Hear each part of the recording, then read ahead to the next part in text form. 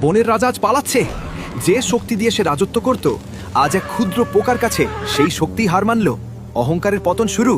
নিজের শক্তির নেশায় মত্ত সে ভাবছে এই বন তার খেলার পুতুল, ভাঙছে, চুরমার করছে সব। একটুকু পাখি এসে দাঁড়ালো পাহাড়সম হাতির সামনে। হাতির চোখে তখন শুধুই উপহাসের হাসি। তোতার চ্যালেঞ্জে ইগোতে লাগলো তার, গর্জন করে উঠল, কে আছে আমার চেয়ে শক্তিশালী? তোতা তাকে নিয়ে এলো এক অন্ধকার গহ্বরের মুখে। অহংকারী জানতো না ওটাই তার জন্য পাতা ফাঁদ। রাগের মাথায় সে তার সবচেয়ে সংবেদনশীল অঙ্গ, তার সুখটি ঢুকিয়ে দিল সেই অন্ধকারে। আর তখনই নরক নেমে এলো। শত শত ভীমরুল ঝাঁপিয়ে পড়ল তার উপর। পাহাড়সম শরীরটা আজ যন্ত্রণায় মাটিতে গড়াগড়ি খাচ্ছে।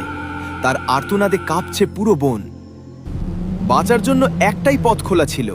বিশাল শরীর নিয়ে দৌড়ে এসে সে ঝাঁপ দিল নদীর জলে। সন্ধ্যা নেমেছে। জলের নিচে লুকিয়ে আছে এক সময়ের সেই দাপটে রাজা। তীরে দাঁড়িয়ে দেখছে সবাই, নিস্তব্ধ বন। তোতা দিল শেষ শিক্ষা, শরীর বড় হলেই কেউ মহান হয় না।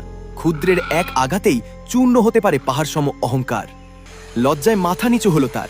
শিক্ষাটা সে পেয়েছে, অহংকার গেছে, এসেছে বন্ধুত্ব। এমন আরও দুর্দান্ত গল্পের জন্য লাইক এবং ফলো করে আমাদের সাথেই থাকুন।